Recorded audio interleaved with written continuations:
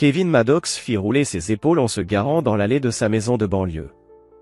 Le soleil de fin d'après-midi projetait de longues bandes de lumière orangée sur le capot de sa voiture.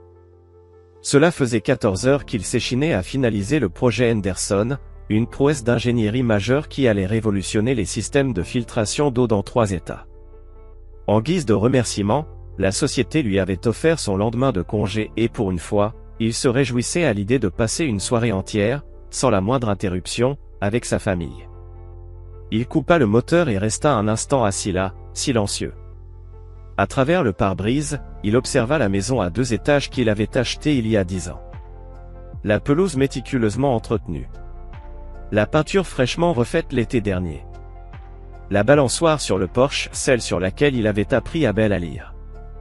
Tout cela payé au prix fort, des heures supplémentaires innombrables, des week-ends sacrifiés, courbés sur son bureau, pendant que d'autres faisaient des barbecues en famille.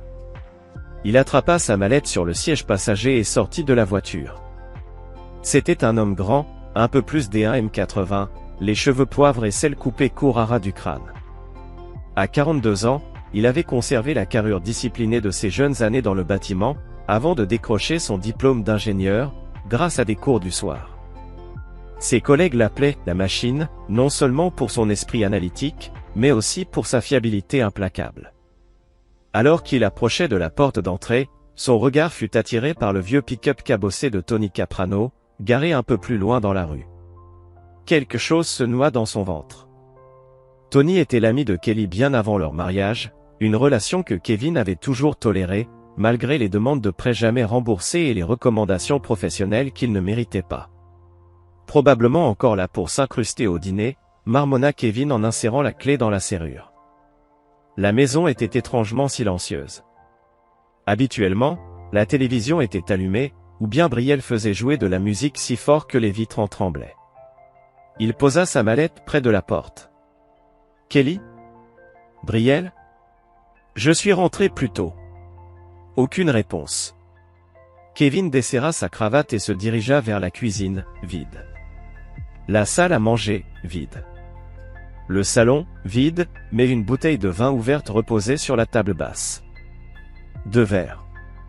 L'un d'eux portait une trace de rouge à lèvres, ce rouge profond signature de sa femme.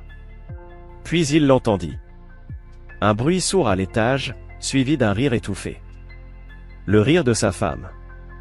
Kevin s'arrêta au pied de l'escalier, soudain envahi par une sensation d'étranger dans sa propre maison. Son cœur battait si fort dans sa poitrine qu'il croyait entendre ses côtes craquer. Mais des années de maîtrise, de discipline, l'empêchèrent d'appeler à nouveau. Il monta les marches une à une, ses pas étouffés par le tapis qu'il avait installé le printemps dernier. La porte de la chambre principale était entr'ouverte, laissant filtrer un faisceau de lumière dans le couloir. Les sons devenaient plus clairs, voix chuchotées, froissement de draps, le rire essoufflé de sa femme. Kevin poussa la porte. Le temps sembla s'arrêter. Chaque détail s'imprima dans son esprit avec une clarté douloureuse. Les draps emmêlés. Les cheveux blonds de Kelly étalés sur l'oreiller. L'oreiller sur lequel il dormait. Le dos tatoué de Tony Caprano. Leurs vêtements jetés à la hâte, formant une traînée du pas de la porte jusqu'au lit, le lit qu'il avait payé. C'est Kelly qui le vit en premier. Ses yeux s'écarquillèrent, sa bouche s'entr'ouvrit, figée de stupeur. Elle ne cria pas. Ne se couvrit pas. Elle se contenta de le fixer.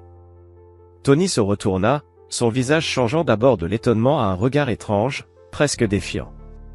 Ce n'était pas de la honte. Pas de la gêne. Presque une satisfaction. Kevin resta dans l'embrasure de la porte, le visage neutre, le corps figé. Ce n'était pas la réaction d'un homme normal. Un homme normal aurait hurlé. Cassé quelque chose. Peut-être frappé. Mais la colère de Kevin était froide. Calculatrice. Elle s'installa dans sa poitrine comme un glacier, se répandant lentement dans ses veines jusqu'à ce qu'il ne ressente plus rien d'autre qu'une clarté détachée. Le silence s'étira. Lourd. Électrique. Dis quelque chose, finit par dire Kelly, d'une voix étonnamment stable. Avant qu'il ne puisse répondre, le bruit d'un sac à dos tombant au sol fit éclater la tension. Il se retourna. Brielle se tenait dans le couloir. Son visage tordu d'émotion. Pas de choc. Pas d'horreur. Mais de la colère. Dirigée contre lui. « Pourquoi tu ne disparais pas, papa ?» cracha-t-elle, la voix tremblante. Kevin la fixa. Sa fille de 17 ans. L'enfant à qui il avait appris à faire du vélo. Celle avec qui il avait veillé des nuits entières après des cauchemars. La jeune fille dont il remplissait le fond pour l'université depuis sa naissance. Et maintenant, elle le regardait comme s'il n'était rien. Kelly tira le drap autour d'elle et se leva, comme si, soudainement, la pudeur lui importait. Il est temps que tu acceptes une nouvelle réalité.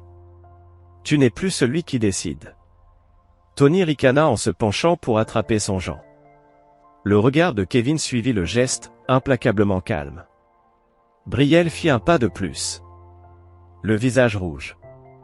Tonton Tony est plus un père que tu ne l'as jamais été. Les mots restèrent suspendus dans l'air comme un gaz toxique. Quelque chose se brisa au fond de Kevin. Quelque chose d'ancien. Quelque chose de profond. 17 ans de sacrifice. 17 ans à faire passer sa famille avant tout. Anéanti en une seule phrase. Il regarda sa femme. Il regarda sa fille. L'étranger dans son lit. Ces gens n'étaient plus sa famille. C'étaient des adversaires. Et Kevin n'avait jamais perdu face à un adversaire. Sans un mot, il fit demi-tour et entra dans la chambre d'amis. Il ouvrit le placard, sortit une valise, et commença à faire ses bagages. Méthodiquement. Chaque mouvement précis. Chaque pli parfait. Chaque vêtement rangé avec l'efficacité d'un militaire. Des pas approchèrent. Kelly apparut dans l'encadrement de la porte, nouée dans un peignoir mal attaché. C'est tout? Pas de dispute? Pas de cris? Elle semblait presque déçue. Un sourire en coin se dessinait sur ses lèvres, comme si sa douleur aurait pu lui offrir une forme de satisfaction. Kevin ferma la valise d'un coup de fermeture éclair. Profite bien de ta nouvelle vie. Tu le regretteras. Il y avait quelque chose dans sa voix qui fit vaciller le sourire de Kelly. Juste un instant. Ce n'était pas une menace. C'était une promesse. Prononcée avec la même certitude qu'il utilisait lorsqu'il prédisait les défaillances structurelles dans ses modèles d'ingénierie. Il la dépassa, valise en main, descendit les escaliers, et ramassa ses clés. Et depuis le portefeuille, il pouvait les entendre à l'étage des rires, la voix tonitruante de Tony, disant quelque chose qu'il ne comprenait pas tout à fait. Le rire cristallin de Brielle en réponse. Kevin sortit dans le crépuscule naissant. La porte se referma derrière lui avec un clic doux, presque imperceptible, mais qui résonna dans sa tête comme un coup de tonnerre. Plus définitif encore qu'un claquement de porte. Dans son esprit, le plan se formait déjà. Il calculait. Chaque actif, chaque compte, chaque faille. Il croyait avoir gagné. Il pensait l'avoir brisé. Il n'avait aucune idée de ce qui les attendait. L'appartement que Kevin avait loué n'avait rien à voir avec ce qu'il appelait autrefois « chez lui ». Une chambre, des meubles basiques, des murs couleur cendre de cigarette. Mais il y avait un bureau pour son ordinateur portable, une connexion internet fiable et, surtout, personne pour le trahir. Il passa la première nuit à établir son centre de commandement. Un carnet pour suivre chaque compte, chaque actif. Son ordinateur ouvert sur les sites bancaires. Son téléphone paramétré pour enregistrer tous les appels. Kevin opérait avec la précision d'un stratège militaire. Il dressait l'inventaire du champ de bataille avant de faire son premier mouvement. Le sommeil ne vint pas. Il ne l'attendait pas. Il n'en avait pas besoin. L'adrénaline et une détermination glaciale le maintenaient en alerte alors que l'horloge numérique passait minuit, 1 heure, puis 4. Au matin, il avait terminé un inventaire complet, tout ce qu'il possédait, et tout ce que Kelly croyait posséder. La maison, les voitures, les comptes de retraite, le portefeuille d'actions, le fonds universitaire de Bell, les comptes d'épargne, les comptes courants, les cartes de crédit. Tous à son nom. Kelly avait insisté pour devenir mère au foyer après la naissance de Bell. Kevin avait soutenu cette décision. Il avait géré les finances, payait les factures, fait les investissements, pendant que Kelly dépensait et que Brielle exigeait. Sous la douche, l'eau brûlante ruisselant sur ses épaules tendues, Kevin ne pleura pas. Il ne frappa pas le carrelage. Il se contenta de laver méthodiquement l'odeur de la trahison, et d'affiner son plan. Puis il s'habilla d'une chemise impeccable et d'un pantalon soigné. Ce n'était plus un jour ordinaire. C'était le premier jour de sa campagne. La banque ouvrait à 9 h. Kevin était déjà devant à 8h45, une pochette de documents soigneusement rangée dans sa mallette. Lorsque les portes s'ouvrirent, il fut le premier client de la journée. « Bonjour, monsieur Maddox », dit la directrice de l'agence, une certaine Patricia, qui l'avait aidé à ouvrir le fonds universitaire de Bell, 17 ans plus tôt. « Que puis-je faire pour vous, si tôt ce matin ?»« J'ai besoin de faire quelques changements sur mes comptes », répondit Kevin, d'un ton neutre, professionnel. Tous. 2 heures plus tard, il sortit de la banque. Tout était sécurisé. Les comptes joints vidés et fermés. De nouveaux comptes ouverts dans une banque totalement différente. Les cartes de crédit annulées. Les paiements automatiques pour les factures du foyer suspendues. Prochaine étape, l'avocat de la famille. « Tu es sûr de toi, Kevin ?» demanda Roger Bailey en jetant un coup d'œil par-dessus ses lunettes. Cet avocat avait géré la succession des parents de Kevin et le connaissait depuis 25 ans. « J'en suis certain », répondit Kevin en signant le dernier document transférant officiellement la maison à son seul nom. Elle avait toujours été à son nom, mais il voulait s'assurer qu'aucune faille légale ne subsistait. « J'ai trouvé Kelly au lit avec un autre homme hier. Ma fille m'a dit de disparaître. Je me contente de suivre leurs conseils. » Le visage de Roger se durcit, mêlant compassion et un certain respect. « Je comprends. Je vais déposer ces documents immédiatement. Et pour la procédure de divorce ? Pas encore. Je veux d'abord que tout soit sécurisé. » L'avocat hocha la tête, rassembla les papiers. « Tu sais qu'ils vont m'appeler quand ils comprendront ce qui se passe. C'est ce que j'espère. » En fin d'après-midi, Kevin était passé au service des immatriculations pour transférer les titres de propriété des véhicules. Il avait contacté les compagnies de services pour mettre tous les comptes à son nom.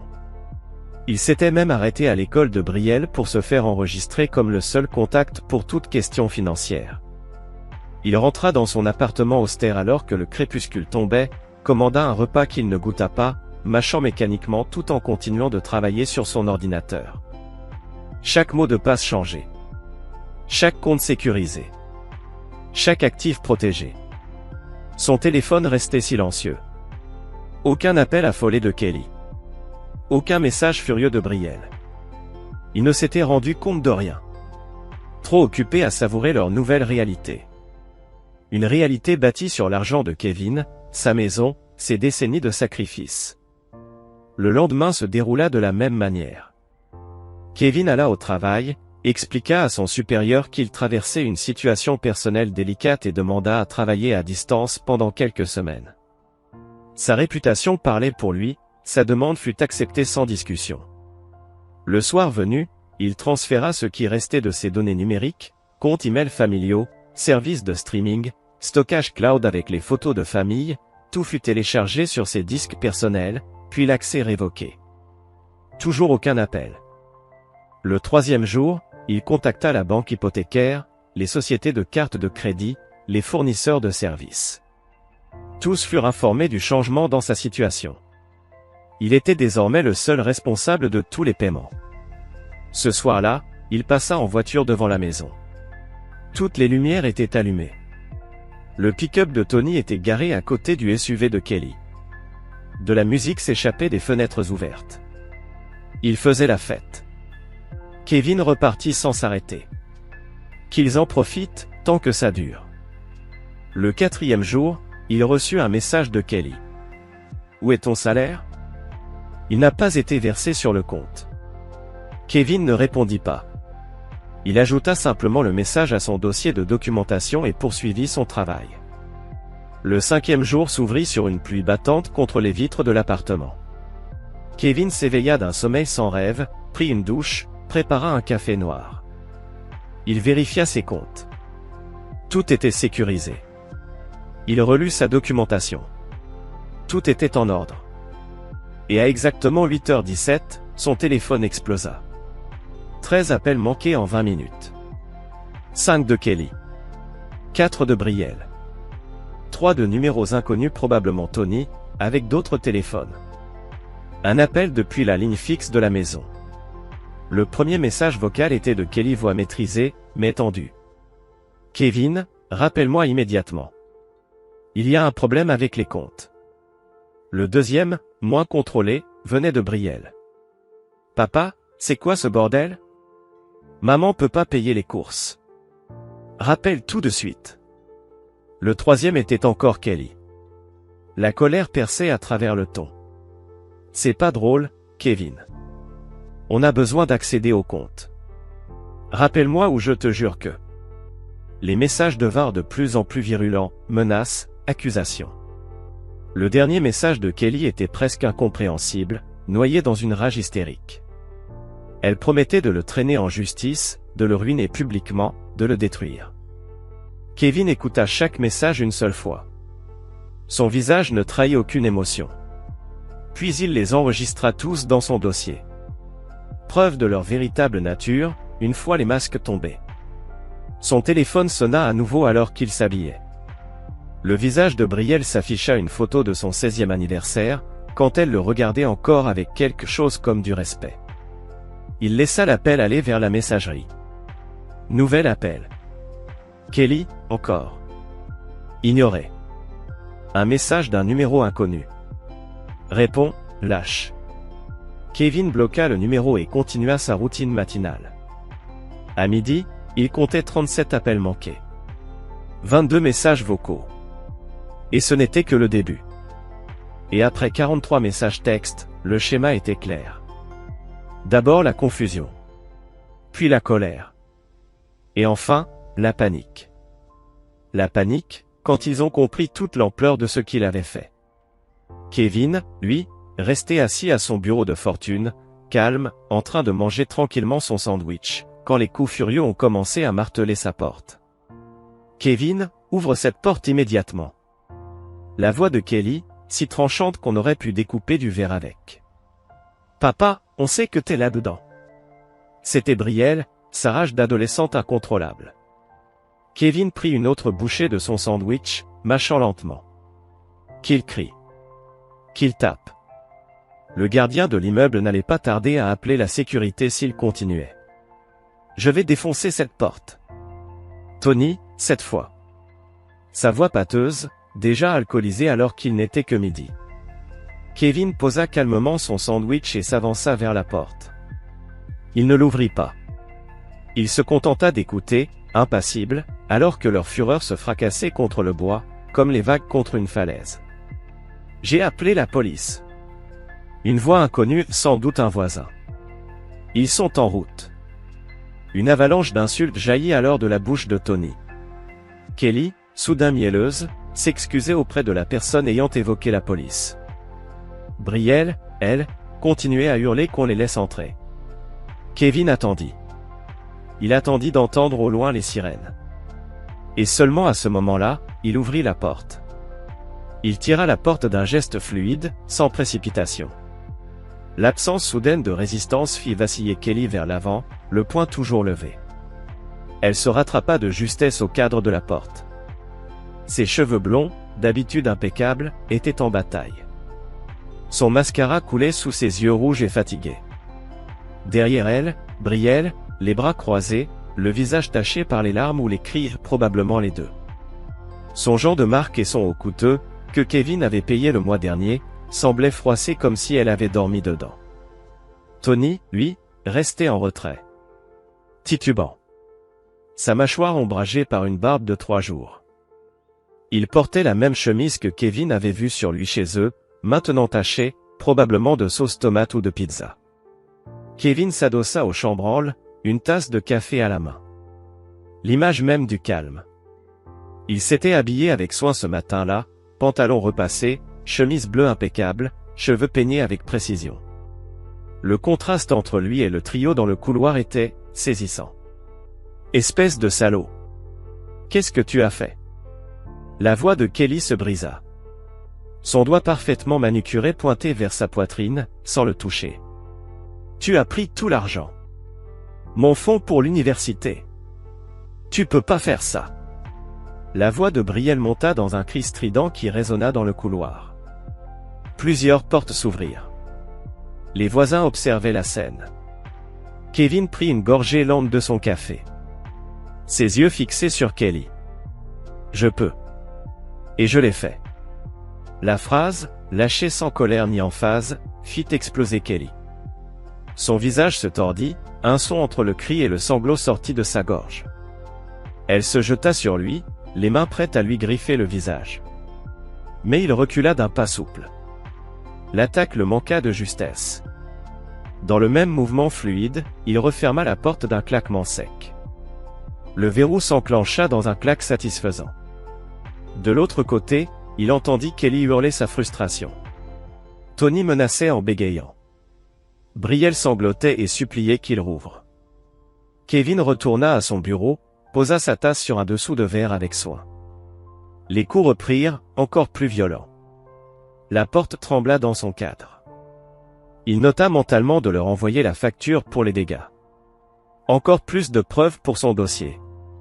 Son téléphone vibra, un texto du gardien. Les policiers sont là. Voulez-vous que je leur demande de faire partir ces gens? Kevin répondit aussitôt. Oui, s'il vous plaît. Ils sont en train de violer ma propriété et de perturber la tranquillité. Il reprit son sandwich, mangeant méthodiquement pendant qu'il écoutait les nouvelles voix dans le couloir. Les tons mesurés des policiers. Kelly qui essayait de se montrer raisonnable. Tony, agressif. Brielle, théâtral, pleurant à grands sanglots. Puis, peu à peu, le silence. Les bruits de pas s'éloignèrent. Les voix s'éteignirent. Les portes de l'ascenseur s'ouvrirent, et se refermèrent. Un nouveau message. Ils sont partis. Un officier veut savoir si vous souhaitez porter plainte pour tentative d'agression. Kevin réfléchit. Pas pour l'instant. Veuillez faire vérifier la porte par la maintenance et me facturer directement. Un silence paisible retomba sur l'appartement. Kevin termina son sandwich, lava son assiette et retourna à son ordinateur. Le vrai travail commençait à peine. D'abord, il consulta le système de sécurité domestique qu'il avait installé l'an dernier. Des caméras reliées à un serveur en ligne, entièrement sous son contrôle. Il accéda aux enregistrements de la chambre à coucher. Kelly n'avait pas pensé à les désactiver. Elle avait sans doute oublié jusqu'à leur existence. Il téléchargea les vidéos de la semaine passée. Pas seulement de la chambre, il ne comptait pas se torturer avec ces images. Mais de toute la maison. Le salon, où Tony passait ses journées à boire l'alcool de Kevin. La cuisine, où Kelly préparait de somptueux repas pour son amant, avec l'argent de Kevin.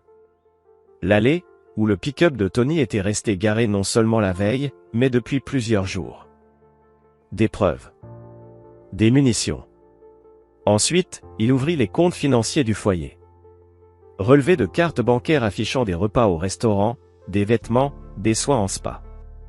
Tout ça pendant que Kelly disait qu'il devait faire des économies chaque fois que Kevin évoquait l'idée de remplacer sa vieille voiture de 10 ans.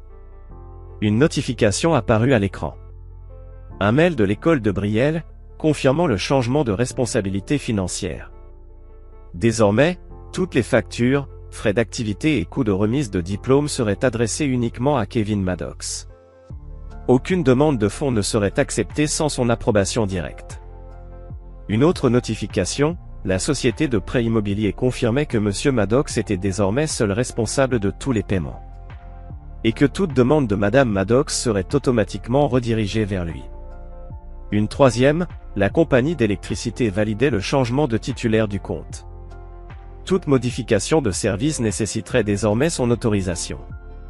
Lui, et lui seul, Kevin Maddox.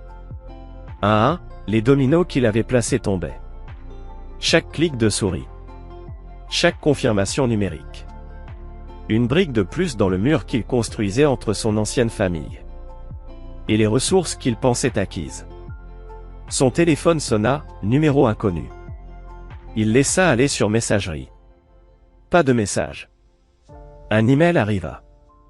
Compte personnel de Kelly. Tu ne t'en sortiras pas comme ça. Je vais tout te prendre dans le divorce. Un sourire discret se dessina sur les lèvres de Kevin, le premier depuis qu'il avait franchi la porte de cette chambre. Elle ne comprenait toujours pas. Elle croyait à un contretemps. Une manœuvre de négociation. Elle ignorait qu'il avait déjà rencontré les 3 meilleurs avocats spécialisés en divorce de la ville. Pas pour les engager, mais pour les disqualifier. Créer un conflit d'intérêts qui les empêcherait de la représenter. Un autre mail arriva. Roger Bellet. Kelly a appelé. Je lui ai expliqué que je ne pouvais pas discuter de votre dossier avec elle. Elle cherche un avocat. Kevin répondit. Merci. Continuez à rediriger toute communication par vous à partir de maintenant. En fin d'après-midi, le téléphone se tut. La tempête initiale était passée. Désormais, ils se regrouperaient. Ils élaboreraient une stratégie. Ils chercheraient ses failles. Ils n'en trouveraient pas. Kevin prépara un dîner simple. Et le mangea, sans en sentir le goût. Puis, il retourna à son travail. Il restait encore des détails à régler, des investissements à sécuriser, des polices d'assurance à mettre à jour. La nuit tomba. Il s'accorda enfin un moment pour regarder des photos de famille, pour la première fois depuis qu'il avait quitté la maison. Pas des photos récentes, celles-là lui semblaient désormais souillées. À la place, il remonta dans le temps, explorant des images d'il y a plusieurs années, belle, encore petite, juchée sur ses épaules, Kelly et lui, en lune de miel, son sourire alors semblait sincère, les 3 ensemble, dans la maison au bord du lac qu'il avait louée pour les 10 ans de Brielle. Tout avait-il été un mensonge? Ou quelque chose avait-il changé en cours de route? Est-ce que cela comptait encore? Ce qui comptait désormais, c'était ce qui allait suivre. Pas le passé. Pas la douleur. Juste le démantèlement, calculé, méthodique, de la vie qu'ils avaient cru pouvoir construire sans lui. Son téléphone vibra, un message de Kelly. On doit parler de tout ça comme des adultes. Kevin ne répondit pas. Il n'y avait rien à discuter. Rien à négocier. Ils avaient fait leur choix. Il avait fait le sien. Un autre message suivit. Brielle a besoin de ses médicaments. La carte a été refusée à la pharmacie. Cela le fit hésiter. Il vérifia l'ordonnance via le portail de la pharmacie en ligne. C'était bien réel, le traitement mensuel contre les allergies de Belle. Il autorisa un paiement unique, directement à la pharmacie, puis envoya à Kelly le code de confirmation. C'est tout ce que tu auras de moi, ajouta-t-il avant de bloquer son numéro. Tony appela ensuite. Kevin refusa l'appel et le bloqua lui aussi. Le dernier appel de la soirée fut celui de Belle. Kevin le laissa aller sur la messagerie. Sa voix était plus posée que lors de ses cris précédents. « Papa, s'il te plaît. On est désolé pour ce qui s'est passé, mais tu peux pas juste nous couper comme ça. C'est pas légal. Maman a contacté des avocats. Ils disent que tu peux pas tout nous prendre. Rappelle-nous, s'il te plaît. » Kevin sauvegarda le message avec les autres. Plus de preuves. Pas de vrais remords, seulement des excuses pour comment tout s'était passé, jamais pour ce qu'ils avaient fait. Des menaces de poursuite. Aucune sincérité. Il referma son ordinateur portable et se prépara à dormir. Demain apporterait de nouveaux défis. De nouvelles tactiques. Les supplications se transformeraient en menaces. Les menaces, en marchandage désespéré. Il devait être reposé. Prêt. Allongé dans ce lit étranger, fixant le plafond, Kevin ne ressentait rien de ce qu'il aurait pu s'attendre à ressentir, ni chagrin, ni rage, ni sentiment de perte dévastateur. Seulement un objectif froid, limpide. Un problème à résoudre. Un projet à terminer. Ils avaient cru qu'il allait s'effondrer. Ils avaient ri quand il était parti. Maintenant, c'était son tour. 2 semaines après la confrontation dans son appartement, Kevin était assis dans sa voiture, garée de l'autre côté de la rue, face à la maison qu'il avait autrefois appelée « chez lui ». Le moteur était coupé. Sa respiration régulière. Il observait le pick-up de Tony, garé dans l'allée. Il était là tous les jours. L'homme s'était installé dans l'espace de Kevin. Il dépensait son argent. Il dormait dans son lit. La tempête initiale était passée. Kelly avait appelé des avocats dans tous les sens, pour découvrir que Kevin avait déjà consulté les 3 meilleurs spécialistes du divorce en ville. Conflit d'intérêts. Le 4e était à l'étranger. Le 5e lui avait donné un tarif qu'elle ne pouvait plus se permettre maintenant qu'elle n'avait plus accès à l'argent de Kevin. Un sourire fin étira les lèvres de Kevin. Il tapota doucement le volant. Ce n'était qu'un début. L'étau financier n'était que la première phase. Tony Caprano avait toujours été un problème. Un parasite bruyant, paresseux, qui gravitait autour de la famille de Kevin depuis des années. Toujours prêt à raconter une histoire tragique, et toujours les poches vides. Kevin l'avait toléré, pour Kelly. Sans jamais imaginer jusqu'où irait la trahison. Mais Kevin était ingénieur. Il comprenait les systèmes. Il savait que chaque système avait ses failles. Celle de Tony était évidente, son ego, sa réputation, son œil baladeur. Kevin mit le contact et roula jusqu'à un café, à 25 km de là, un endroit où il n'était jamais allé. Zéro risque d'y croiser une connaissance. Il commanda un café noir et ouvrit son ordinateur. Depuis une semaine, il rassemblait des informations. Les mots de passe de Tony sur les réseaux sociaux avaient été ridiculement simples à pirater, il utilisait toujours les mêmes combinaisons basiques. Son email avait été encore plus facile. Kevin parcourut ses messages privés. L'épreuve était accablante. Tony n'avait pas seulement couché avec Kelly. Il y avait eu au moins 4 autres femmes au cours du dernier mois. Les échanges suivaient toujours le même schéma, flatterie, lamentation, promesses, photos explicites. Kevin téléchargea tout, organisant méthodiquement les fichiers dans des dossiers distincts. Puis, il s'attaqua aux finances de Tony, dettes de cartes de crédit, prêts impayés, une addiction au jeu qui expliquait pourquoi il était constamment fauché malgré des missions ponctuelles comme entrepreneur. La phase 1 était prête. Kevin créa une nouvelle adresse email, sous un nom générique. Il y joignit des captures d'écran sélectionnées des conversations de Tony avec d'autres femmes suffisamment explicites pour être indéniables, et suffisamment récentes pour qu'elle se chevauche avec sa relation avec Kelly. Il envoya l'email. Puis il attendit. 3 heures plus tard, son téléphone sonna. Numéro inconnu. Il répondit, sans dire un mot. « Je sais que c'est toi. » La voix de Kelly était glaciale, pleine de colère. « Je sais que c'est toi qui as envoyé ces emails. » Kevin resta silencieux, écoutant sa respiration. « Tu croyais que ça allait me faire revenir en rampant? Après ce que t'as fait? » « Pourquoi je l'aurais fait? » répondit enfin Kevin, calme. « Tu as ruiné nos finances. Tu nous as laissés sans rien. J'ai repris ce qui m'appartenait. » Il garda un ton détaché. « Tout comme Tony a pris ce qui m'appartenait. D'ailleurs, comment va Tony? Toujours là. Où les photos ont changé la donne. » Silence. Le souffle de Kelly se suspendit. « Tu as manipulé ces images. Vraiment? Demande-lui ce qu'il en est de Jessica, d'Ahem et de Beth. Fouille son téléphone pendant qu'il dort. Je suis sûr que tu découvriras d'autres noms. Même moi je ne les connais pas tous. Tu mens. Suis-je? Tu sais comment le vérifier. » Kevin s'adossa à sa chaise. « Et au fait, tu devrais peut-être te faire tester. Va savoir où il a traîné. » Il raccrocha avant qu'elle ne puisse répondre. Ce soir-là, il repassa devant la maison. Toutes les lumières étaient allumées. Même depuis sa voiture, fenêtre fermée, il entendait les cris. Il aperçut Kelly par la fenêtre du salon, gesticulant furieusement, le visage déformé. Phase 1, accomplie. Le lendemain matin, Kevin se réveilla avec 17 appels manqués et 32 messages. La plupart venaient de Kelly, de plus en plus incohérents.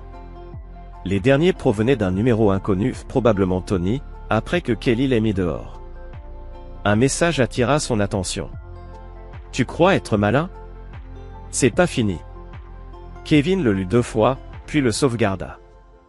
Toute menace potentielle pourrait lui servir plus tard. Il s'habilla, puis se rendit dans un petit magasin d'électronique, dans une ville voisine. Le propriétaire, un ancien collègue, lui devait un service. « Il me faut quelque chose d'intraçable », expliqua Kevin. « Un appareil qui puisse programmer des publications à distance. » L'homme ne posa aucune question. Il hocha simplement la tête et disparut dans l'arrière-boutique. Il revint avec un appareil noir, sobre. Prépayé. Sans numéro de série. VPN intégré. Ça fera ce que tu veux, et il n'y aura aucune trace. Je veux pas savoir ce que tu prépares, hein.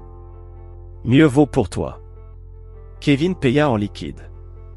De retour dans son appartement, il installa l'appareil. Les comptes de Tony étaient toujours accessibles. Il n'avait même pas changé ses mots de passe après l'incident des emails. Pathétique. Prévisible. Kevin commença à programmer les publications. Pas tout d'un coup, ce serait trop flagrant. Une tous les quelques jours. Une humiliation lente, goutte à goutte. La première publication, une capture d'écran montrant une carte de crédit maxée, accompagnée d'un reçu de prêt sur gage pour une montre que Tony avait pourtant fièrement prétendu avoir achetée neuve. La seconde, prévue 3 jours plus tard, un message lamentable où Tony suppliait une ex de lui prêter de l'argent. La troisième, des preuves de ses dettes de jeu, accompagnées de menaces de la part de ses créanciers. Kevin programma 12 publications pour le mois à venir. Chacune plus humiliante que la précédente. Chacune dévoilant une autre facette misérable de la vie de Tony. Puis, il retourna devant la maison. Il se gara à une distance suffisante pour ne pas être vu, mais assez près pour observer. Il n'eut pas à attendre longtemps. La porte d'entrée s'ouvrit en claquant. Et Tony sortit en trébuchant, un sac de sport serré dans une main, son téléphone dans l'autre. Kelly se tenait dans l'encadrement de la porte, hurlant derrière lui. « Dégage ! Dégage, espèce d'ordure immonde !» Tony se retourna, le visage cramoisi de colère. « Tu crois vraiment à ces conneries? Après tout ce qu'on a traversé? J'ai vu les messages de mes propres yeux, hurla Kelly. Tu couchais avec la moitié de la ville pendant que tu me jurais ton amour. » Tony balança rageusement son sac dans son camion. « Ce n'est pas ce que tu crois. Ces messages étaient vieux.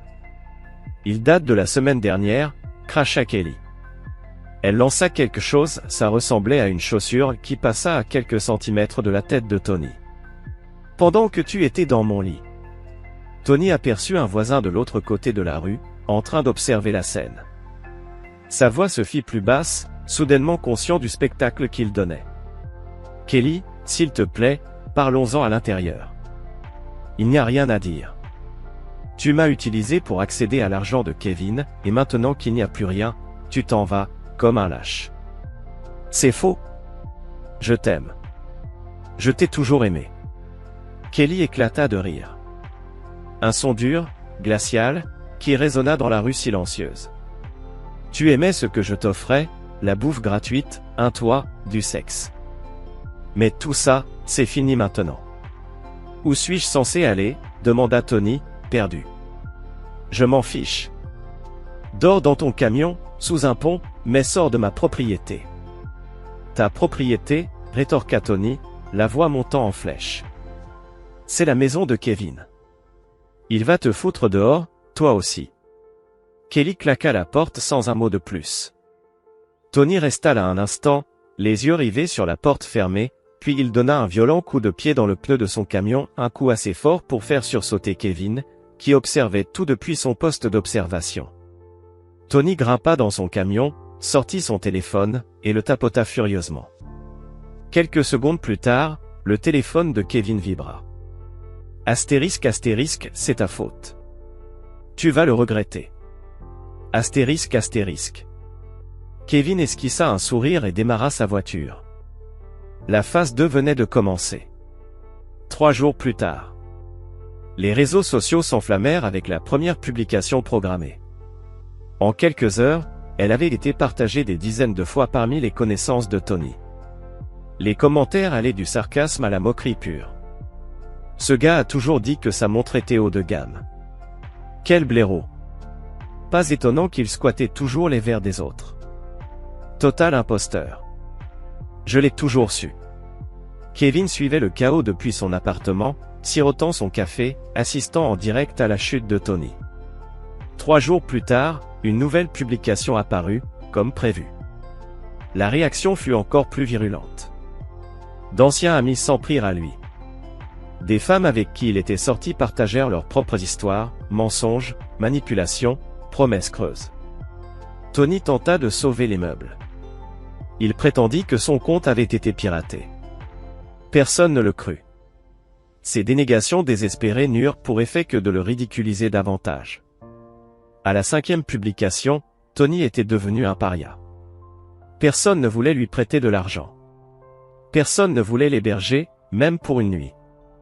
Les petits contrats sur lesquels il comptait s'évanouir, au fur et à mesure que les gens partageaient des anecdotes sur son travail bâclé et ses tarifs abusifs.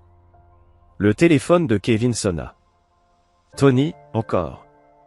Cette fois, il répondit. Je sais que c'est toi qui fais ça. La voix de Tony était pâteuse, probablement ivre. Tu crois que t'es malin? Salut Tony. On dirait que tu passes un sale quart d'heure. T'as mes comptes. Tu détruis ma vie. Kevin s'adossa à son fauteuil. Intéressant comme théorie. Tu peux le prouver? Je vais te tuer pour ça. Voilà une nouvelle menace. Ça fait 2. Je note, Tony.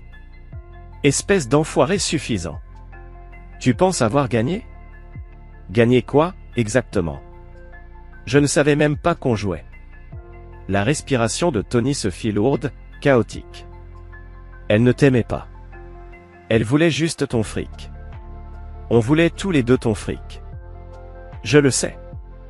Le calme de Kevin coupa net Tony.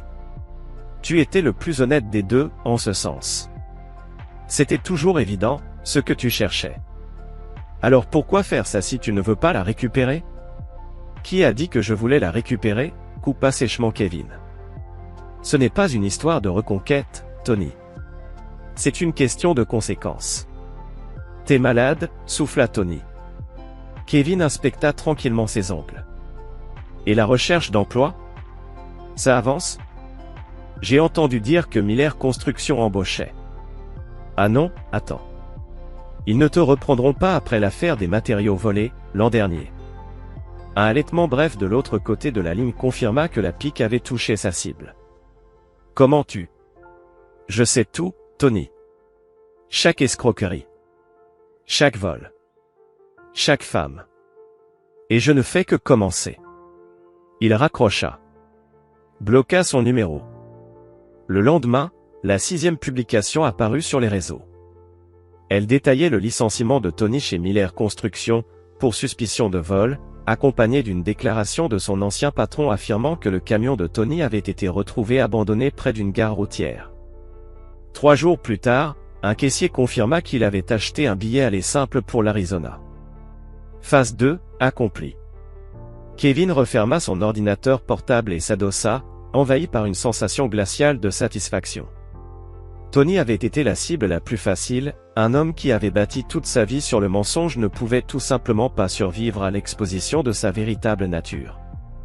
Il était temps, désormais, de s'attaquer aux 2 personnes qui l'avaient blessé le plus profondément.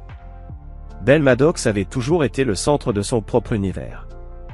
En tant que fille unique de Kevin, elle n'avait jamais manqué de rien, vêtements de marque, gadgets électroniques, vacances luxueuses, et même sa propre voiture pour ses 16 ans. Le fonds universitaire, c'était la fierté de Kevin. Créé le jour de sa naissance. Alimenté chaque mois pendant 17 ans. Aujourd'hui, il n'était pas dépensé. Pas volé. Juste, déplacé. Hors de portée. Kevin observa depuis l'autre côté de la rue alors que Brielle sortait de la maison, les épaules affaissées. Aucune trace de l'arrogance qui était autrefois sa signature depuis la puberté. Ses vêtements autrefois impeccables, griffés, étaient froissés, portés plusieurs fois sans être lavés. Ses mèches blondes coûteuses avaient laissé place à des racines sombres et visibles. 3 semaines s'étaient écoulées depuis que Kevin avait vidé les comptes. Le paiement de l'hypothèque était dû depuis 4 jours. l'électricité serait la prochaine à être coupée. Puis l'eau. Le processus serait lent. Délibéré. Pas une amputation brutale. Mais une strangulation progressive. Brielle monta dans sa voiture, une décapotable rouge que Kevin lui avait offerte et tenta de la démarrer. Le moteur toussa. Refusa de partir. Elle réessaya. Encore. Encore. Rien. Finalement, elle frappa le volant avec ses poings, hurlant de rage. Un cri de frustration pure qui résonna dans toute la rue silencieuse. Elle descendit de voiture, et elle donna un coup de pied dans le pneu, puis sortit son téléphone. Celui de Kevin vibra quelques secondes plus tard. « Papa, ma voiture ne démarre pas. Je vais être en retard pour l'école. Tu peux m'aider ? » Aucune menace, aucune accusation. Juste une demande d'aide. Comme si le dernier mois n'avait jamais existé. Comme si elle ne lui avait jamais dit de disparaître de sa vie. Kevin ne répondit pas. Il observa simplement pendant qu'elle essayait d'appeler quelqu'un, probablement Kelly, avant de s'affaisser contre la voiture, visiblement sans réponse. Finalement, elle remit son sac sur son épaule et se mit à marcher, la tête baissée, en direction de l'arrêt de bus situé à un demi-mile de là. Kevin la suivit à distance. Cela faisait des jours qu'il n'était pas passé devant la maison. Il se concentrait plutôt sur l'observation à distance de l'effondrement financier de sa famille. Mais aujourd'hui était différent. Aujourd'hui était un jour particulier, Brielle devait verser un acompte pour sécuriser sa place à Stanford. La lettre d'admission était arrivée il y a 3 mois. Kevin avait emmené la famille dîner pour fêter ça. Il avait promis à Belle un appartement rien qu'à leur campus, un ordinateur portable dernier cri, un voyage en Europe avant la rentrée. Maintenant, il la regardait attendre le bus, vérifiant son téléphone toutes les quelques secondes, les épaules recroquevillées contre la brise fraîche. Kevin se rendit ensuite au lycée et se gara dans la section visiteurs. Il se dirigea vers l'administration et signa le registre. « Je suis ici pour voir Madame Reynolds », dit-il à la réceptionniste. La conseillère d'orientation de Brielle Maddox. « Avez-vous un rendez-vous, Monsieur Maddox ?»« Non, mais elle voudra me voir. » 10 minutes plus tard, il était assis en face de Madame Reynolds, une femme sévère aux cheveux grisonnants, forte de 20 ans d'expérience à guider des élèves vers leur avenir. « Monsieur Maddox, quelle surprise de vous voir. J'ai rencontré Brielle hier. Elle est très bouleversée. Il semble y avoir une confusion au sujet de son fonds universitaire. » Kevin hocha la tête. Aucune confusion. Le fonds a été réaffecté. Réaffecté ? Je ne comprends pas. Mon épouse et moi nous séparons. Les dispositions financières changent. Le fonds universitaire de Brielle n'est plus disponible. Mais Stanford l'a déjà accepté. L'acompte est dû aujourd'hui. Je suis au courant, répondit Kevin en soutenant son regard. Brielle devra envisager d'autres options. Peut-être un community college. Des prêts étudiants. J'ai fait en sorte que toutes les communications financières me soient directement adressées. Monsieur Maddox, sauf votre respect, tout cela me semble très brusque. Brielle comptait sur. La vie est pleine de désillusions, Madame Reynolds, dit-il en se levant. Veuillez adresser toute autre question à mon avocat. J'ai laissé sa carte à l'accueil. Il sortit, sentant le regard abasourdi de la conseillère le suivre. Sur le parking, il aperçut Brielle descendre du bus et se précipiter vers l'entrée de l'école. Elle ne le vit pas. Kevin retourna à son appartement et reprit le travail. Son entreprise s'était montrée compréhensive quant à son besoin de télétravailler, surtout compte tenu de son excellent bilan. Son projet actuel, un système de filtration d'eau pour un pays en développement, exigeait toute son attention. Il s'immergea dans les calculs et les plans, trouvant là un précieux exutoire face à la démolition méthodique de son ancienne vie. À 15h47, son téléphone sonna, Brielle. Il laissa l'appel aller en messagerie. Son message était différent de ses précédentes diatribes en colère. « Papa. J'ai parlé à Madame Reynolds. Elle m'a dit que tu étais passé au lycée aujourd'hui. Je ne comprends pas ce qui se passe. S'il te plaît, Rappelle-moi, s'il te plaît. Sa voix se brisa sur le dernier mot. Kevin sauvegarda le message et reprit le travail. Ce soir-là, il se rendit dans un restaurant près de leur ancienne maison. C'était mercredi, la soirée des pâtes. Ils y mangeaient presque tous les mercredis depuis des années. Il s'installa au bar, positionné pour voir l'entrée sans être vu immédiatement. À 19h15, pile à l'heure, Kelly et Brielle entrèrent. Leurs vêtements étaient visiblement moins élégants qu'auparavant. Les cheveux de Kelly n'avaient plus leur brushing de salon habituel.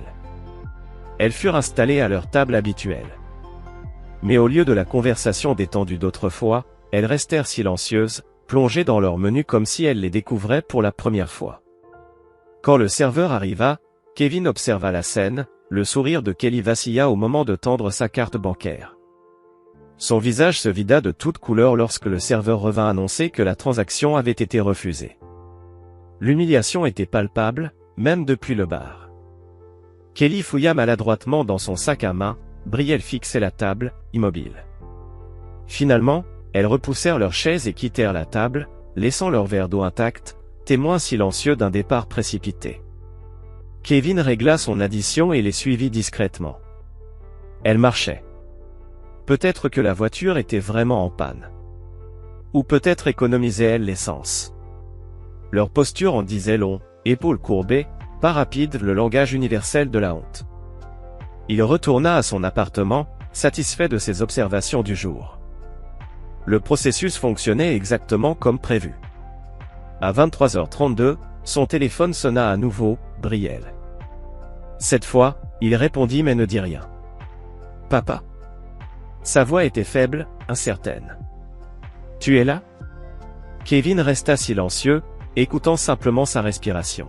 « Je sais que tu es là. S'il te plaît, dis quelque chose. » Il attendit. « J'ai raté la date limite du dépôt pour Stanford aujourd'hui. » Une pause.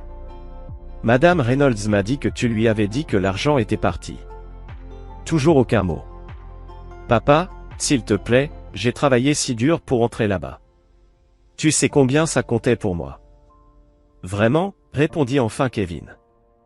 Je croyais qu'oncle Tony était plus un père que je ne l'ai jamais été. C'est ce que tu as dit, non? Le souffle de Brielle se coupa. Je ne le pensais pas, j'étais en colère. Assez en colère pour me dire de disparaître de ta vie. Je suis désolé, d'accord? Je suis désolé. Les mots jaillirent. Kevin resta de marbre. Nous faisons tous des erreurs. Mais certaines erreurs ont des conséquences. Alors tu me punis? Tu m'enlèves mon avenir parce que j'ai dit une bêtise sous le coup de l'émotion? Je ne te punis pas. Je te laisse simplement vivre les conséquences de tes choix. Tu as choisi Tony à ma place. Tu as choisi de me chasser. J'ai simplement repris ce qui m'appartenait. Le fonds universitaire était à moi. Non, c'était de l'argent que tu avais mis de côté pour moi. Ce n'est pas la même chose. Kevin s'adossa à sa chaise. Alors? Comment ça se passe avec Tony et ta mère? Silence. Tony est parti, n'est-ce pas? Il est parti avec l'argent. Quand ta mère l'a mis à la porte pour infidélité. Quand sa réputation s'est effondrée. Comment tu sais tout ça? Je sais tout, Brielle. Je l'ai toujours su. Il garda un ton calme. Je savais chaque fois que tu mentais sur où tu allais. Chaque fête en cachette. Chaque contrôle triché. J'ai laissé couler. Parce que je pensais que tu finirais par grandir. Que tu comprendrais un jour les sacrifices que j'ai faits pour toi. Un sanglot étouffé passa à travers le combiné. Papa, s'il te plaît, j'ai fait une erreur. Oui. Et maintenant tu comprends. Sa voix se fit un murmure. J'ai besoin de toi. Les mots résonnèrent dans le silence. Autrefois, ils auraient fait fondre sa détermination. Autrefois, il aurait tout fait pour épargner la douleur à sa fille. Tu as fait ton choix. Vis avec. Il mit fin à l'appel et éteignit son téléphone. Avec la bonne équipe, nous pourrions dominer le marché des infrastructures durables en matière d'eau d'ici 5 ans. Thornton le dévisagea, impressionné. Ambitieux. J'aime ça. Mais pourquoi Westbrook? Avec votre réputation, vous pourriez fonder votre propre cabinet, attirer des capitaux risques. Kevin s'était préparé à cette question. Je pourrais, répondit-il. Mais construire quelque chose à partir de zéro prendrait du temps. Du temps que je préfère consacrer à l'innovation. Westbrook a déjà l'infrastructure, le réseau, la capacité de production. Moi, j'apporte les idées et l'expertise. C'est un partenariat naturel. Et vos exigences en matière de rémunération? Salaire conforme au marché pour le poste, plus 5% du chiffre d'affaires brut généré par la nouvelle division. Et les droits exclusifs sur tous les brevets des designs que je développerai. Thornton siffla, surpris. Conditions agressives. Mes conceptions généreront des milliards au fil du temps. 5%, c'est modeste. Il me faudra l'approbation du conseil. Thornton lui tendit la main. Mais vous avez mon soutien. Bienvenue chez Westbrook, Kevin. Kevin serra la main tendue. Une autre pièce du puzzle venait de s'imbriquer. Alors qu'ils terminaient leur déjeuner et se séparaient, Kevin consulta son téléphone, 3 appels manqués de la dernière avocate de Kelly, la 4e en autant de mois, chacune moins compétente que la précédente. Ses options s'épuisaient. 2 messages de Brielle, de plus en plus désespérés. Il les supprima sans les lire, puis appela Lisa Palmer à la place. « Alors, comment ça s'est passé ?» demanda-t-elle, la voix à la fois chaleureuse et professionnelle. « Exactement comme prévu. Thornton m'a proposé le poste. »« Félicitations, dit-elle. » Kevin percevait son sourire à travers le téléphone. « On célèbre ça ce soir ?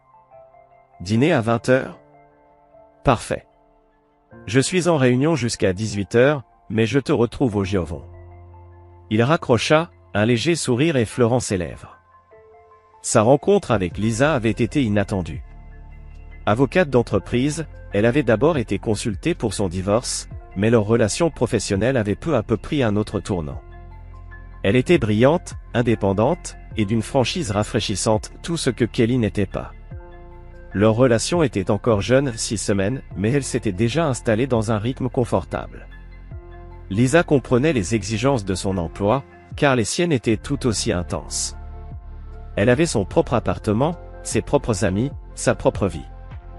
Elle ne cherchait ni un sauveur, ni un pourvoyeur. Kevin roula vers son appartement, empruntant un détour qui le mena devant son ancien quartier. Par habitude, il ralentit en approchant de la maison. Ce qu'il vit le poussa à s'arrêter complètement. Un camion de déménagement stationnait dans l'allée. 2 hommes transportaient des meubles, le canapé du salon, puis la table de la salle à manger. Kelly se tenait sur la pelouse, les bras croisés fermement contre sa poitrine, regardant chaque objet être emporté avec une résignation rigide. Le téléphone de Kevin sonna. Roger Bellet, son avocat. « J'allais justement vous appeler, » répondit Kevin. « Il y a un camion de déménagement devant la maison. C'est pour ça que je vous appelle. » Le juge a enfin validé l'accord temporaire.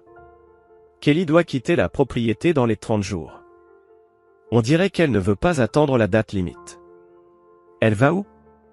Chez sa sœur, à Oakdale. D'après les documents, c'est un studio au-dessus du garage de la sœur. Kevin encaisse l'information. Oakdale était à 2 heures de route, une petite ville avec peu d'opportunités d'emploi, et un niveau de vie bien inférieur à celui auquel Kelly était habituée. Et Brielle? Elle part avec sa mère? Pour l'instant. Elle a tenté de saisir directement le tribunal, affirmant que vous l'aviez abandonnée et demandant la restitution du fonds universitaire. Le juge a rejeté sa demande, étant donné son âge et les circonstances. Bien. Kevin observa alors que le miroir ancien, un héritage de la grand-mère de Kelly, était maladroitement chargé dans le camion. Tenez-moi au courant. Il raccrocha et continua à regarder. Brielle apparut sur le pas de la porte, portant un petit carton d'objets personnels. Ses cheveux étaient attachés en queue de cheval, son visage sans maquillage. Ses vêtements de créatrice avaient été remplacés par un jean simple et un sweat. Elle paraissait plus jeune, plus vulnérable, dépouillée de cette armure de privilège qu'elle arborait depuis si longtemps. Elle déposa la boîte dans ce qui semblait être le SUV de Kelly, puis se retourna, et fixa directement la voiture de Kevin. Même à cette distance, il la vit se figer, la reconnaissance apparaître dans ses yeux. Elle fit un pas hésitant vers lui, puis un autre. Kevin démarra et s'éloigna. Le dîner de célébration avec Lisa fut agréable et discret. Contrairement à Kelly, qui aurait exigé du champagne et une annonce publique, Lisa se contenta de lever son verre de vin. Félicitations sincères. Merci, répondit Kevin, croisant son regard par-dessus son propre verre. Et pas seulement pour les vœux. Ton aide sur les clauses du contrat a été inestimable. Lisa sourit, replaçant une mèche Auburn derrière son oreille. Je ne fais que mon travail. Même si, en général, je facture plus qu'un dîner pour une consultation juridique. Envoie-moi la note. Je pourrais. Ses yeux brillèrent d'un éclat malicieux. J'ai une réputation impitoyable à entretenir. Leurs échanges légers se poursuivirent pendant le repas. Lisa partagea des anecdotes de sa dernière affaire, Kevin exposa ses projets pour la nouvelle division. Aucun des deux ne chercha à monopoliser la conversation ou à l'orienter vers des confidences personnelles. C'était respectueux, équilibré, adulte. En terminant leur dessert, l'expression de Lisa se fit plus sérieuse. Roger m'a appelé aujourd'hui. Kevin haussa un sourcil. À propos de ton ex-femme. Elle a contacté mon cabinet pour m'engager. Conflit d'intérêts, évidemment. Évidemment. Je n'ai jamais parlé avec elle directement. Notre réceptionniste a reconnu le nom et m'a averti aussitôt. Lisa le fixa. C'est un geste désespéré, Kevin. Elle est à court d'options. C'était son choix. Je sais. Elle effleura brièvement sa main. Je ne plaide pas pour elle. Je pensais juste que tu devais le savoir. Kevin hocha la tête, appréciant sa franchise. Merci. Plus tard, alors qu'ils marchaient vers leur voiture, Lisa demanda. Chez toi ou chez moi ce soir? Aucun des deux, malheureusement. J'ai une réunion tôt demain matin avec l'équipe design de Westbrook. Il faut que je prépare. Je comprends. Jeudi, alors? Jeudi, parfait. Elle l'embrassa brièvement, puis recula. Encore félicitations pour le poste. Tu l'as mérité. En rentrant chez lui, Kevin repensa au contraste entre Lisa et Kelly. Avec Lisa, il n'y avait ni manipulation émotionnelle, ni attentes implicites, ni bouderie lorsqu'il privilégiait le travail au loisir. Juste deux adultes, du respect mutuel, des limites claires. Mais en arrivant à son immeuble, il aperçut Brielle, assise sur les marches de l'entrée. Elle leva les yeux à la lumière de ses phares, se leva lentement. Elle avait clairement attendu des heures, sa veste fine ne la protégeant guère du froid. Kevin se gara, mais resta dans sa voiture.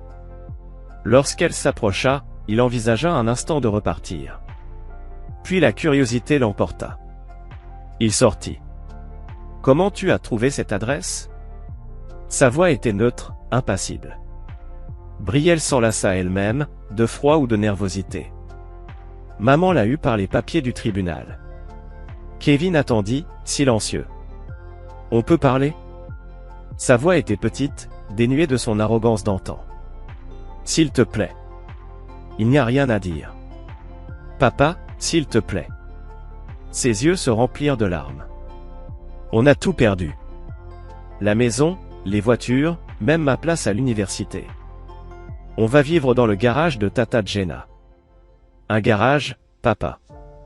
Ce mot sembla la briser. Et j'ai peur. Je ne sais pas ce qui va nous arriver. Maman ne trouve pas de vrai boulot. Mes amis ne me parlent plus. Le conseiller d'orientation dit que je ne pourrai peut-être pas valider mon année si je change d'établissement. Ce sont les conséquences de tes choix. J'ai été stupide. J'ai eu tort. Brielle s'approcha, sa voix brisée. Je comprends maintenant. Tout ce que tu as fait pour nous pendant toutes ces années. À quel point tu travaillais dur. Et comment on en a profité. Kevin la regarda. La princesse privilégiée avait disparu. Devant lui se tenait une jeune fille effrayée, confrontée pour la première fois à la réalité. « Je comprends maintenant, » murmura-t-elle. « S'il te plaît, j'ai besoin de toi. » Des mots presque identiques à ceux que Kelly lui avait dit des semaines auparavant. Autrefois, cela aurait suffi. Autrefois, il l'aurait serré dans ses bras, aurait tout pardonné. Mais cet homme-là n'existait plus. Tu as fait ton choix. À toi d'en assumer les conséquences. Kevin la contourna et avança vers l'immeuble. Papa, attends. Brielle lui attrapa le bras.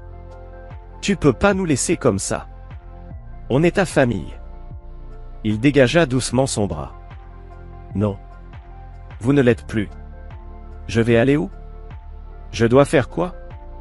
Pleura-t-elle. Ressens-tu ce que j'ai ressenti ce jour-là, dit Kevin d'un ton égal.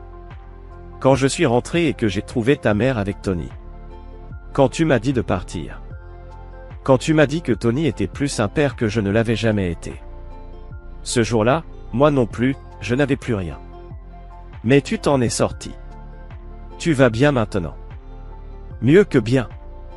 Tu pourrais nous aider si tu voulais. Je pourrais. Mais je ne veux pas.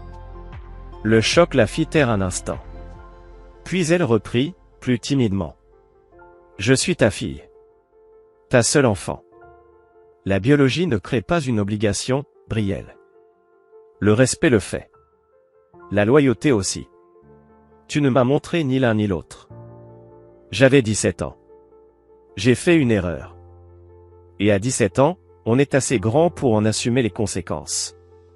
Kevin saisit la poignée de la porte. Ne reviens plus ici. Je vais aller où? Répéta-t-elle, à la limite du hurlement. Demande à Tony.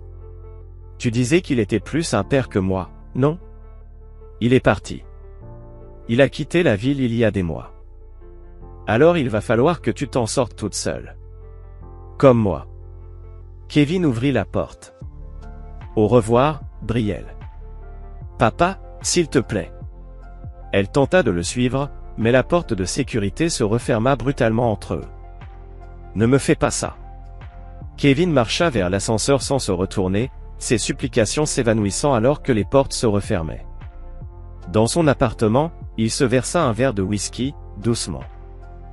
Il se tenait à la fenêtre, regardant jusqu'à ce que Belle abandonne enfin et s'éloigne, les épaules affaissées. Son téléphone sonna, Kelly. Il refusa l'appel et bloqua le numéro. Un autre appel, Brielle. Bloqué. Puis un message inconnu, salaud sans cœur, c'est ton enfant l'adore. Probablement la sœur de Kelly. Bloqué aussi. Kevin termina son whisky et se prépara pour aller se coucher. Demain, c'était le premier jour de son nouveau poste chez Westbrook, un nouveau chapitre. L'ancien se fermait exactement comme il l'avait planifié. 2 semaines plus tard, il se tenait dans son nouveau bureau, coin vitré avec vue imprenable. Son nom sur la porte. Son équipe d'ingénieurs montrait déjà des résultats prometteurs.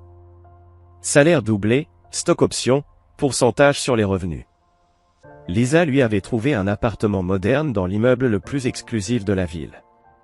Signature prévue le mois suivant. Son téléphone sonna, Roger Bellet, son avocat. Le jugement de divorce est signé. C'est terminé. Les termes? Kelly recevrait le minimum légal de pension pendant 24 mois. Aucun bien ne lui revenait. Pas de pension pour Brielle, presque majeure. Le juge avait simplement suggéré qu'il reconsidère son refus d'aider pour les études, Kevin refusa. Ce soir-là, dîner simple chez Lisa. Pâtes, salade, un moment de calme. Comment tu te sens? Demanda-t-elle. C'était inévitable. Mais Lisa le fixa, tu ne t'es pas détaché. Suivre leurs mouvements, bloquer leurs numéros, surveiller la vente, ce n'est pas de l'indifférence. Kevin resta silencieux. Tu veux savoir si j'ai encore de la place pour du nouveau ou si je suis toujours coincé dans ma vengeance? Demanda-t-il. Lisa hocha la tête. Quand est-ce que ça s'arrêtera? Quand ils auront tout perdu, comme moi. Elle lui prit la main. Je peux attendre. Mais pas indéfiniment.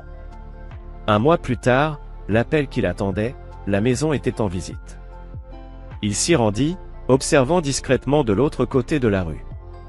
Kelly et Belle avaient quitté les lieux depuis des semaines. Kelly travaillait désormais comme réceptionniste. Brielle était marginalisé dans son nouveau lycée. Tony Caprano? Oublié. Ouvrier journalier à Phoenix.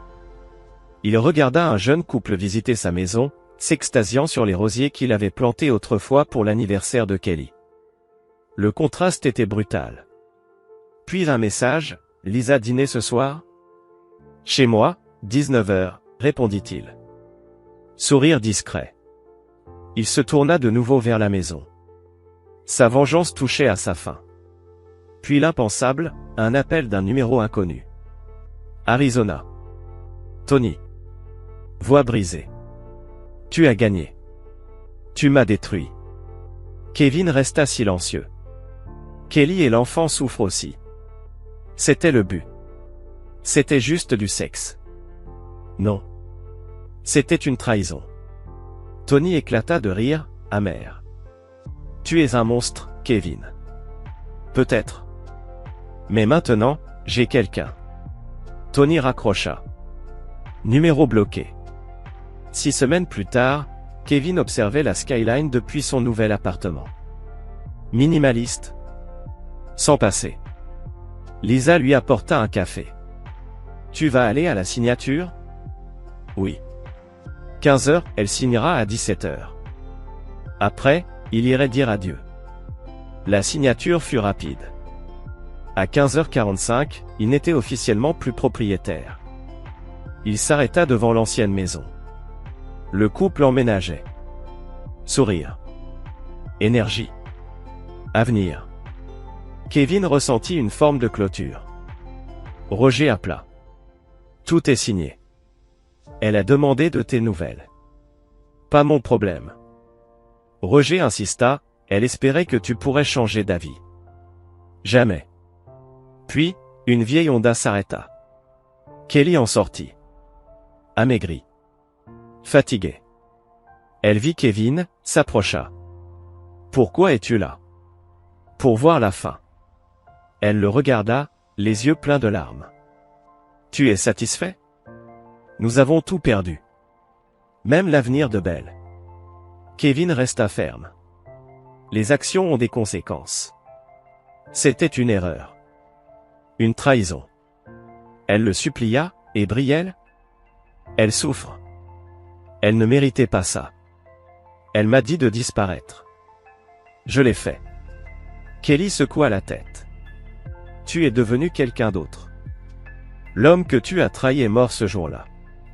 Il la regarda une dernière fois, ne ressentant rien. C'était ton dernier adieu.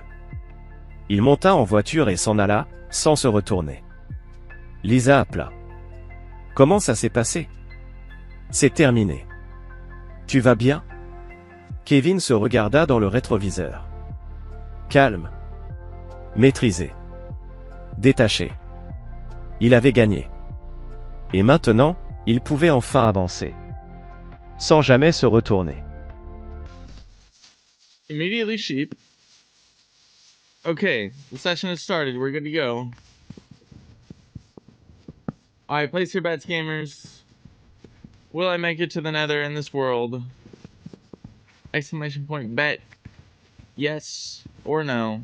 And then the amount you wish to wager. Alright, we got sheep. We got bees. Hello, bees. I'm not wearing my bee hoodie. Wow, that's quite the mountain.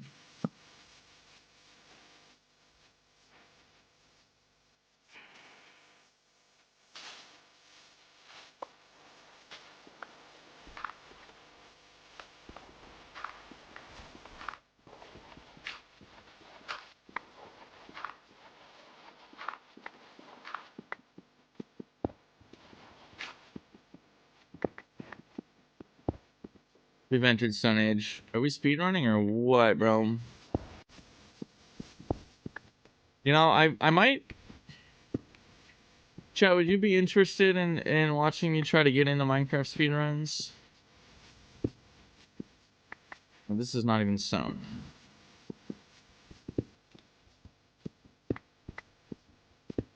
I mean, I feel like this is a great warm-up, you know?